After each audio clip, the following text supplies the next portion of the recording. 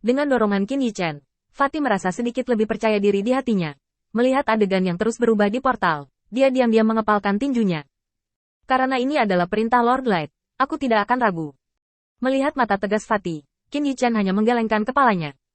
Di mata orang lain, terutama di mata Ares, Dewa Perang, kuil penguasa cahaya adalah keberadaan impiannya. Tapi hanya Qin Yichen yang tahu rasanya.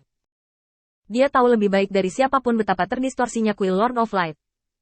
Atas perintahnya, orang-orang percaya ini bisa menjadi sangat fanatik sehingga mereka bahkan tidak menginginkan hidup mereka, dan bahkan mengerahkan seluruh energi mereka untuk melakukan apa yang bisa mereka lakukan, melakukan segala upaya untuk melakukannya dengan baik, dan memancarkan cahaya mereka sendiri. Jika mimpi mereka seperti ini, Qin Yichen masih bisa menerimanya dengan enggan. Tujuan mereka yang sebenarnya adalah membiarkan diri mereka mengenali upaya mereka, mengenali peran mereka, dan kemudian menempatkan diri mereka sepenuhnya pada satu hal ini. Putaran seperti itu. Penyakit seperti itu. Qin Yichen menghela nafas. Hal ini, dia mau dan tidak mau. Sangat bermanfaat baginya untuk mendapatkan kuil penguasa cahaya. Dia dapat memahami asal-usul kekuatan iman di dunia ini. Selain itu, dia juga dapat mempersiapkan tim yang sepenuhnya setia pada kekuatannya sendiri dan keyakinan. Ini semua adalah manfaat. Alasan mengapa Qin Yichen tidak menginginkan kuil penguasa cahaya adalah karena pemikiran mereka yang terlalu menyimpang. Memberikan permainan penuh untuk nilai mereka sendiri, dalam pandangan Qin Yichen, adalah sesuatu yang harus mereka kerjakan dengan keras, daripada mendapatkan persetujuan mereka sendiri. Mereka tidak memiliki tujuan untuk usaha mereka sendiri, dan semua motivasi mereka berasal dari keinginan mereka untuk diakui oleh penguasa cahaya. Mendengar Qin Yichen menghela nafas, pria gemuk itu bertanya dengan cepat. Tuan Cahaya Tuan. Apa yang harus disembunyikan? Pria gemuk itu bertanya dengan hati-hati. Melalui propaganda Sailao selama lebih dari 3 tahun, setiap kata dari penguasa cahaya menjadi sangat berharga. Sekarang Lord of Light berada di tempat yang sama dengannya, dan menghela nafas seperti ini. Dia pasti memiliki niat yang lebih dalam, jadi Fatih mendengarkan dengan sangat hati-hati. Tapi apa yang dikatakan Qin Yichen adalah sesuatu yang tidak pernah diharapkan Fatih. Bisakah kamu merasa bahagia? Kebahagiaan. Pria gemuk itu benar-benar bodoh. Masalah macam apa ini? Menatap Qin Yichen untuk waktu yang lama, pria gemuk itu menggelengkan kepalanya. Saya tidak punya ide. Tapi aku percaya pada Lord Light Lord. Qin Yichen menggelengkan kepalanya tanpa daya lagi. Bukannya kamu percaya padaku, itu karena ada sesuatu yang bisa membuatmu merasakan kegembiraan dari lubuk hatimu. Dengan pertanyaan seperti itu, Fatih tiba-tiba memikirkan sesuatu, dan menghampirinya dengan wajah. Tuan Guang, jika Anda ingin berbicara tentang kebahagiaan, tentu saja itu adalah anggur yang Anda berikan kepada saya saat itu. Hahaha, karena saya minum anggur yang diberikan oleh Tuan Guang, saya bahkan tidak bisa minum anggur yang telah diseduh orang lain selama beberapa dekade. Qin Yichen sedikit terkejut. Minum membuatmu bahagia juga? Pria gemuk itu menggelengkan kepalanya dengan cepat. Tidak, karena saat itu, aku dikenali oleh penguasa cahaya, dan aku menemukan nilai dan arti dari keberadaanku sendiri. Setelah menggaruk kepalanya, Fatih menghubungi Sailao secara diam-diam. Lalu dia menggaruk kepalanya. Tuan Guang, saya baru saja memikirkannya. Kebahagiaan yang Anda katakan mungkin adalah menemukan nilai Anda sendiri.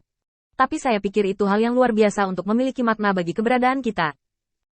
Bahkan jika makna ini diberikan oleh penguasa cahaya, itu tidak masalah.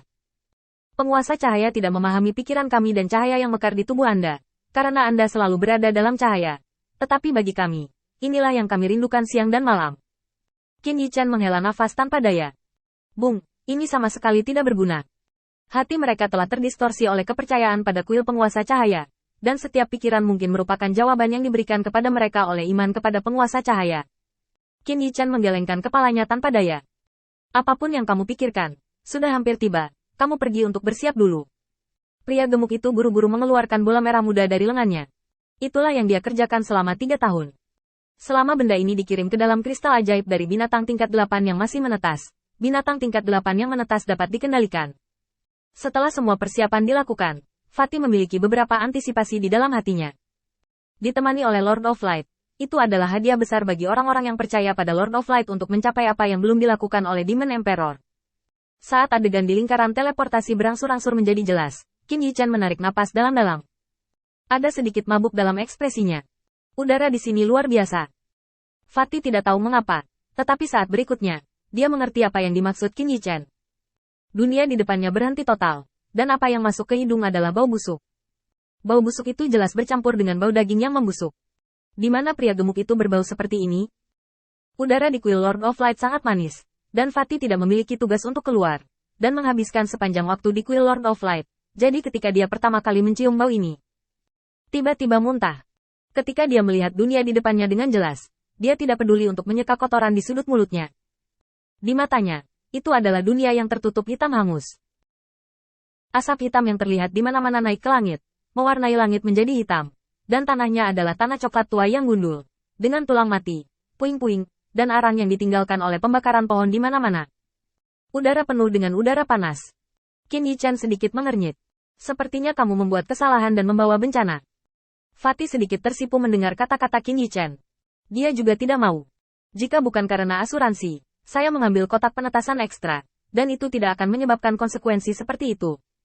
Tuan Cahaya, apakah tidak ada makhluk hidup di bidang bintang? Fatih melihat sekeliling, dan keheningan yang tak dapat dijelaskan memenuhi hatinya. Qin Yichen mengamati sekeliling dengan kesadarannya, sedikit mengernyit. Hampir mati. Monster tingkat 8, setara dengan ksatria tingkat atas kuil, mendatangkan malapetaka di bidang bintang ini yang belum ditangkap oleh 12 dewa utama. Qin Yichen tahu lebih baik daripada siapapun apa konsekuensinya. Hanya ada satu cara untuk menghancurkannya. Qin Yichen melihat situasi menyedihkan di depannya dengan ringan, dan menepuk pundak Fatih. Jadi, kamu harus berhati-hati denganku. Kali ini adalah pelajaran untukmu. Ayo, sudah waktunya untuk mengurus kekacauan ini. Setelah selesai berbicara, Qin Yichen mengambil pria gemuk itu dan terbang melintasi langit. Ada keheningan yang mati di sekitar, dan sepertinya tidak ada seorang pun di sana. Tapi Qin Yichen tahu bahwa dunia ini tidak sedamai kelihatannya sekarang. Sebaliknya, itu berombak.